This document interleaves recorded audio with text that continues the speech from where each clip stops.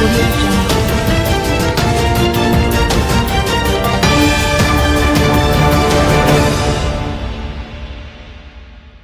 At least 16 homeless after fire in downtown Kingston. At least 16 people are homeless following a fire which destroyed several homes in Charles Street and Luke Street in downtown Kingston on Monday morning. The fire reportedly started about 8 a.m. Firefighters battered the blaze while homeowners made desperate attempts to save their possessions. Acting Assistant Superintendent of the York Park Fire Station, F. Bennett, said 4 units were dispatched to contain the blaze, which he said left 8 families homeless and approximately $10 million in damage. Approximately 8 families were dislocated, consisting of about 12 adults and 4 children, Bennett stated. Counsel for the Tivoli Division, Donovan Summers, put the number of affected people even higher. We're doing the count, but it seemed to be about 30 persons. It has been bad, really bad. Persons have lost everything because they weren't on location, they were at work or doing something else and didn't realize there was a fire, he noted. One resident, Killian Dixon, said she was hanging out laundry when she saw smoke. When we saw the smoke around the yard, me called for help and everybody came, and we were throwing water, but we couldn't save nothing. A tearful Dixon said, and I just my fridge alone we could have saved. Samuel said the authorities will look to assist affected residents. The damage is extensive. The authorities will have to see what we can put together to assist these families, Samuel stated, adding that the Ministry of Labour and Social Security will do an assessment and we take it from there. Elderly man shot dead at home in Old Harbour Bay. A senior citizen was shot dead at his home in Old Harbour Bay, St. Catherine on Sunday. Dead is Calvin Campbell, a 69-year-old resident of Terminal Road in Old Harbour Bay. Campbell was reported the attack about 9 p.m. He was assisted to the Spanish Hospital, where he was admitted and subsequently succumbed to his injuries. The Old Harbour Criminal Investigation Branch is probing the matter. Wellington targets agricultural growth to strengthen local economy. Miranda Wellington, a teacher at Black River High School and the People's National Party PNP prospective candidate for St. Elizabeth Southwestern, says her top priority, if elected as Member of Parliament, is to breathe new life into the party's struggling agricultural sector and local economy. The 40-year-old educator is taking aim at two-term incumbent Floyd Green, the current Minister of Fisheries, Agriculture and Mining. When you live and work in a constituency, you want what is best for it more than anything else. I don't feel like there is proper representation in terms of the farmers and the fishermen who predominantly make up the economic base on the constituency, she told reporters on Friday. Wellington, the daughter of a farmer, would see heavy focus on farmers, declaring that farming and teaching are the two most important professions in any country. Having taught for 17 years, I see the value of education, but what I also find is to be true, that this many of our children are no longer coming to school, and that's because the economic base on our constituency is no longer viable, which is farming, she noted. Wellington said there's a direct relationship between farming in the constituency and families' ability to provide for and sustain themselves.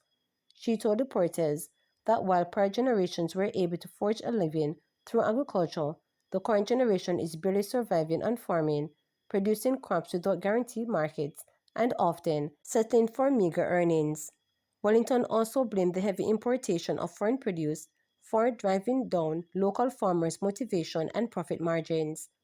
It's causing them to turn away from farming. So if the base of your constituents are farmers and they are no longer able to farm, then what you find is that the other aspects of our constituency becomes retarded, Wellington noted. She said a constituency development plan she has put together speaks to engaging marketing industries, making a direct link with farmers.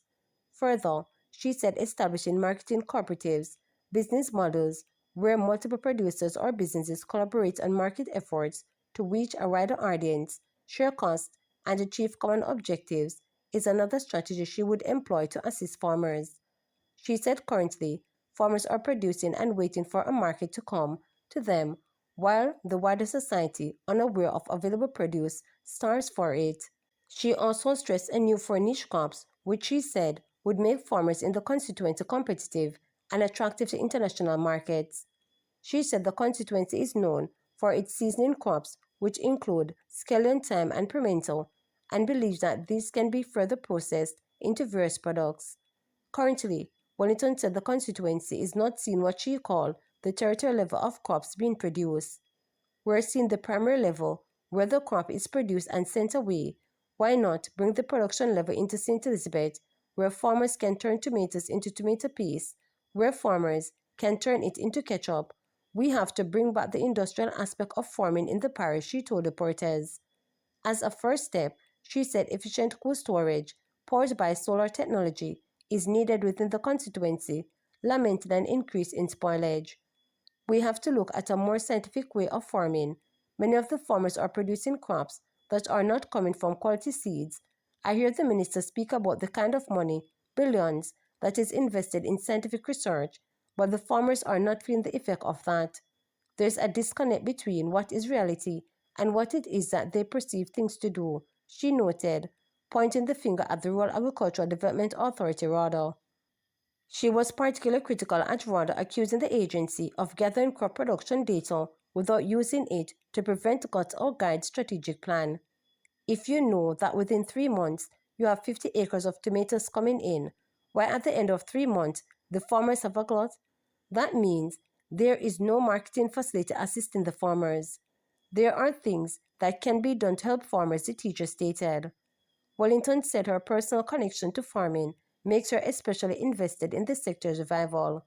I want it to resonate that my leadership will be based on the fact that I'm a farmer's daughter, and this is important to me, she noted. The educator also emphasized the need for a stronger social infrastructure to support development, claiming that many of the communities in the constituency along Jamaica's south coast have been neglected. Arguing that strong communities will lead a stronger constituency, she said that without spaces like community centers that could serve as hub for engagement, training, and resilience building, this will not happen. Safety for Jamaicans and tourists. Police Commissioner Dr. Kevin Blake has reiterated the commitment of the Jamaica Constabulary Force JCF to make the island safe for all Jamaicans and by extension visitors. But Blake has accepted that it takes a special type of policing to operate in Jamaica's tourist sector. Tourists are not policing separately from citizens. Rather, their very security ecosystem that nurtures local communities simultaneously creates a safe space for visitors. Our approach to policing this industry is to secure Jamaica and all who are in it, and by default, those who visit our shores for leisure and relaxation will therefore be safe, said Blake in his latest address to members of the JCF in the weekly force orders. Policing in tourism areas requires a dedicated balance. Our presence must be visible yet welcoming, firm yet courteous, added Blake as he emphasized that it is not merely about enforcing the law, but about embodying Jamaica's warmth, resilience, and dignity. The Police Commission noted that over the years of Jamaica's sojourn into nationalhood, tourism has evolved into a national socio-economic lifeline, contributing significantly to the island's gross domestic produce (GDP) and employment hundreds of thousands of Jamaicans, either directly or indirectly. It remains one of Jamaica's main arteries. In a world increasingly shaped by perception and experience, the role of a police in safeguarding this sector is both strategic and indispensable, Blake added. He urged members of the JCF that they must understand the nuances of tourism ecosystem, a space in which economic vitality and cultural hospitality converge. It is not enough to simply enforce the law. We must also understand the broader social, economic, and cultural dynamic which represent the tourism ecosystem, Blake reminded the men and women under his command. He pointed out that in recognition of this complexity, the JCF is not standing still and has moved decisively to strengthen the professionalism and preparedness of personnel assigned to tourism hotspots. According to Blake, the partnership forged between the Police Area 1 leadership and Sanders Corporate University stands as an important example of forward-thinking collaboration. It is for that reason why the leadership of Area 1 and the Sanders Corporate University developed a very comprehensive and most relevant course to achieve just that, Blake noted. To subscribe, like, share, and click the notification bell for daily updates.